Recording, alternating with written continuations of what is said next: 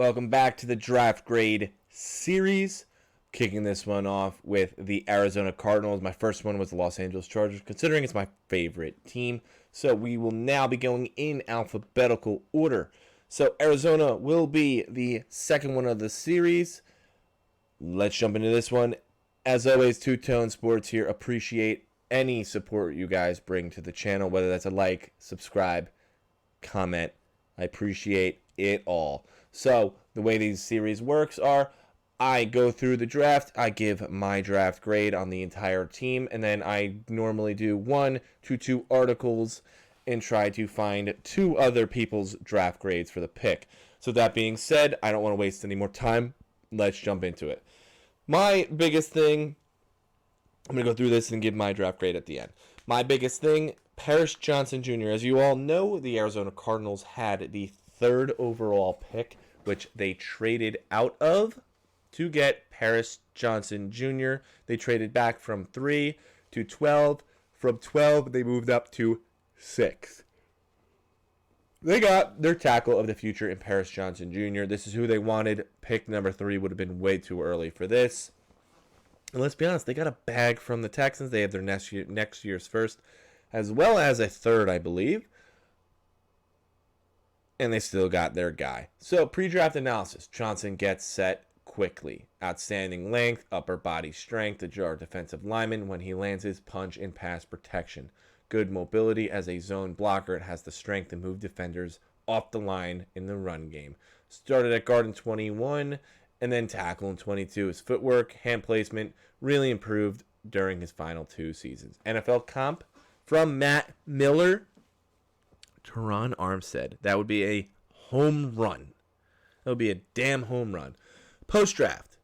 Cardinals are in desperate need of good offensive linemen.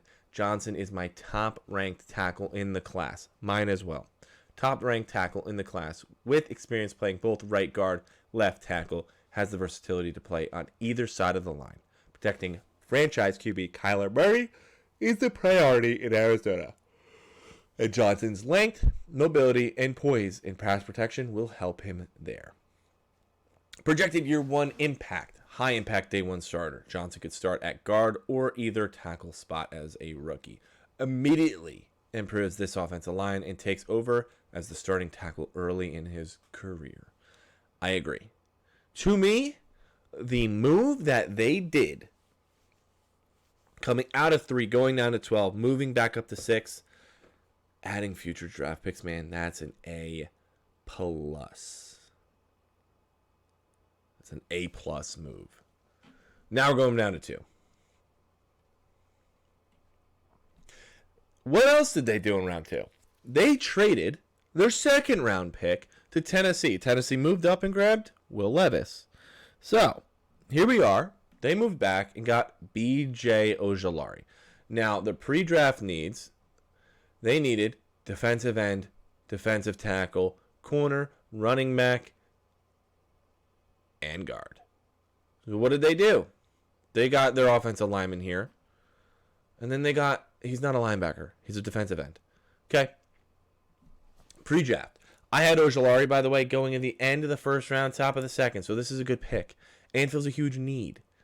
Ojulari is a highly technical pass rusher who wins in a variety of ways and understands how to tempo his rush. He has explosive speed and the bend to run a tight loop at the top of his rush. His burst and suddenness changing directions put a ton of pressure on offensive tackles. Against the run, he has great range and makes plays in the backside pursuit. Ojulari has experience dropping into coverage and shows good fluidity in space. His NFL comp is Drake Jackson. I honestly think he could be a little bit better than that. Honestly, would have probably put his comp as his brother on the Giants, but that's just me. Post-draft. Cardinals need pass rushers to improve a scoring defense that ranked 31st in the league and passing defense that finished 24th. J.J. Watt retired. No one else had more than 6. I can't stop yawning. Ojulari had 16.5 sacks in 3 seasons at LSU, including 15. Wow. 5.5 last season. Once again, this is an A pick. It's an A pick for me. Why? You traded back, you still got your guy, and you got more comp. You still got more draft comp. Garrett Williams, corner, Syracuse. This was another need. Williams, instinctive quarter who closes well on passes thrown in front of him and flashes the ability to jump routes. Wow. I barely slept these past couple days, guys, trying to churn out content. My apologies for the yawning. Limits production after the catch when he doesn't get there in time to make a play on the ball. He's competitive matching up in press, and he has short memory when he does get beat, which is huge, especially with a kid coming out of college. Williams is a wrap-up tackler willing to step up in the run. Post-draft, Cardinals are desperate for talent in the secondary, and cornerback is a massive area of need on the outside as starting corner. And that's where he will slide in for the Cardinals as soon as he's fully recovered from his ACL injury. If you get a starting corner in round 3, that's a stud. That's a stud of a pick then.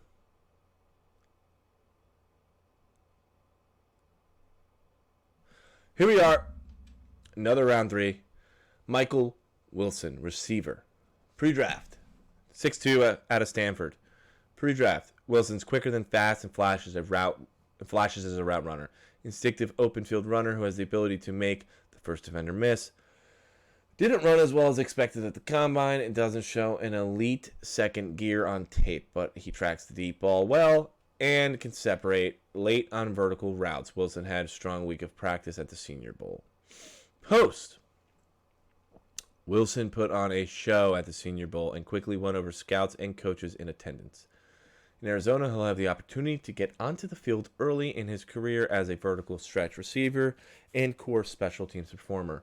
Wilson projects as likely wide receiver 3 or 4, but adds size, speed, and toughness to the Cardinals. Once again, value. If you can get a wide receiver 3 in the third, that's pretty good. Honestly, that's pretty good. I really like this John Gaines picks, who's up next. Pre-draft. Initial quickness, foot, speed, range makes him good fit for zone-heavy schemes. He has longer arms, works his hands inside, and mirrors well when his footwork is sound in pass protection. He blocks to the echo of the whistle, and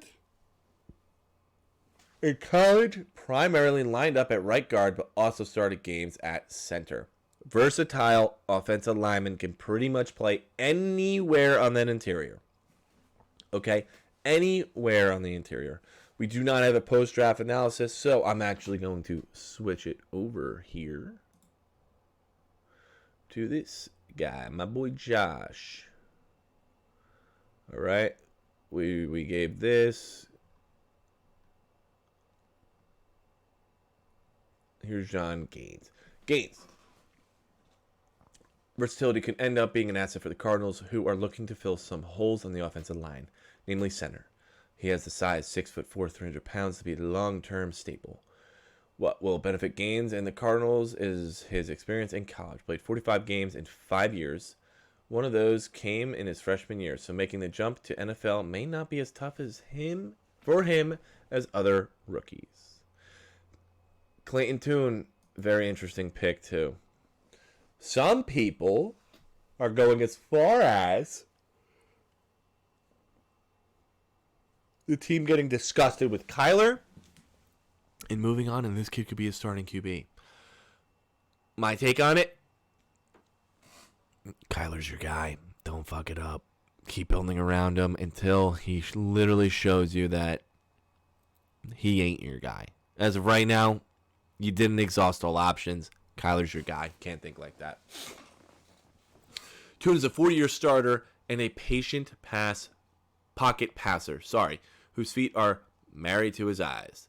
He flashes the ability to pick defenses apart given time and space, as he anticipates well and fits the ball into tight windows throwing over the middle. Tune is tough and willing to take big hit to make a play.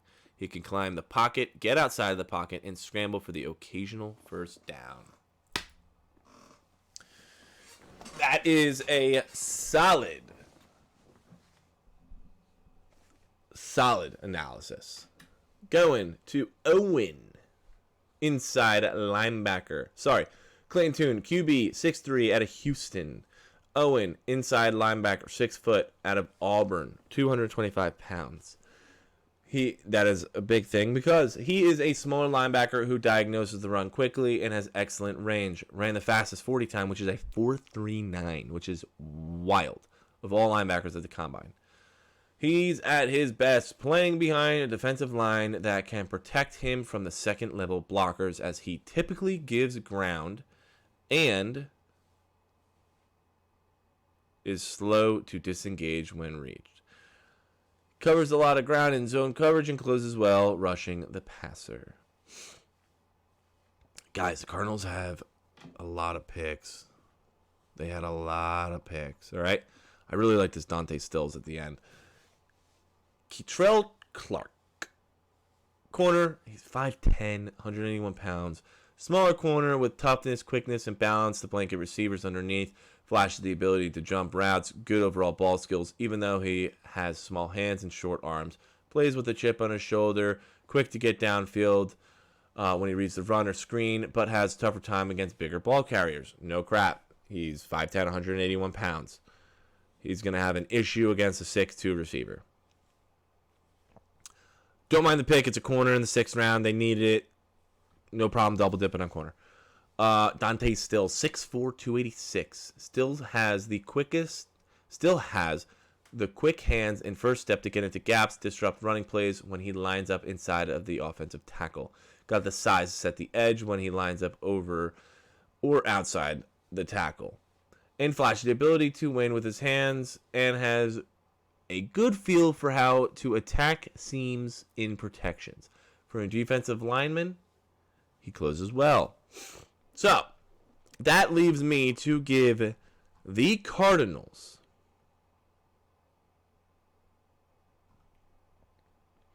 with the overall grade in this draft.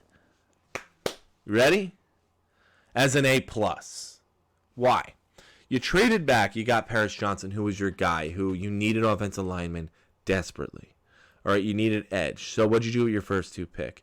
Now you got B.J. Ojulari, who in my eyes, day 1 starter. He's going to start for you guys, and he's going to be serviceable. He's not going to blow the top off like Will Anderson would have, but that's okay. I'm going to get very deep into why I gave you guys an A+. Coming here, Garrett Williams. Here's the corner. You addressed it. 3 needs in the first 3 picks. A little shorter, but the dude's a baller. He's probably going to start for you guys. Only reason he fell this far, ACL injury. Michael Wilson. Can't go wrong with a 6'2" receiver with very good quickness. Okay. That makes me jump over here, too. A tweet from Adam Schefter. Why? Right here. Look at the current 2024 draft picks because of the moves you guys made this draft. 2 first-round picks, and you have the Texans' first-round pick. What does that mean? You realistically have 2 top 20 picks. I'm willing to say you probably have 2 top 15 picks. You got your second round. You got 3 third-round picks, guys. Yours, the Texans, and the Titans. Titans aren't looking too hot either. Then you got a 4th. You got a projected comp 4th, 2 5ths, and a 7th.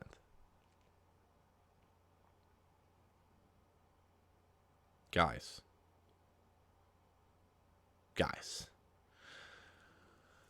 2 first-round picks. If Kyler doesn't work out, you get rid of his ass. You get Caleb Williams and Drake May. Not saying that's going to happen, but it's an option. You have 2 first-round picks. That's a total option. Then, Kyler works out. You get rid of D-Hop. What do? Marvin Harrison Jr.? If you really think he's your guy, you trade up. You get Marvin Harrison Jr. You probably can give up a first and like you give up what you gave up, what they gave up this year. You give up first and one of the thirds, and you go and get Marvin Harrison. Awesome. What does that leave you? Look at the amount of picks. You have what? 2, 4, 6, 8. You have 11 picks next year. And you have a QB right now. You have a QB, you have an offensive tackle. In this draft, you got this offensive tackle. You got an edge. You got D-Hop. Say you want to trade D-Hop. What you can get for him? 4th or 5th? Another draft pick. Guys, A+ draft for this team. This is an exciting future for this team. This is awesome. This is awesome. I can harp on this all day long. I'm going to have to move on. Let's see. Mel Kiper. I think we just saw the grade. I gave you guys an A+. What did he give you?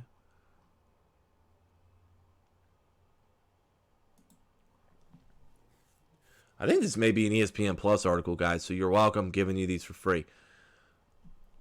Better show some love. Arizona Cardinals, A-. Let's see. Top needs, defensive end, corner, running back, receiver, center/guard. Liked what Arizona did on day one.